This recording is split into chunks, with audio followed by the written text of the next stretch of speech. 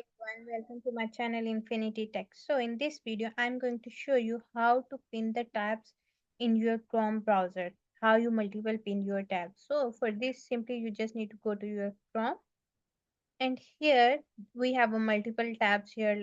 I'm going to open a multiple tab first for the Google, Wikipedia. Let me open the multiple tabs from here,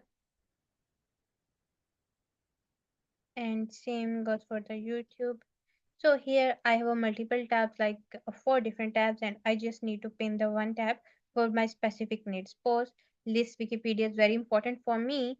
So just simply you need to click on the right click from your mouse, and here you get a pin button from here. Just click on this pin, and here you see your website. Your tab is the pin here. Suppose now you are going to pin this as well. Simply go from the right click and just simply get on the pin. Same goes for this. If you want to go to pin multiple websites, multiple links, easily you can pin the multiple tabs from your browser. Here you can go. If I'm going to add any other browser, you simply go and add my browsers very easily.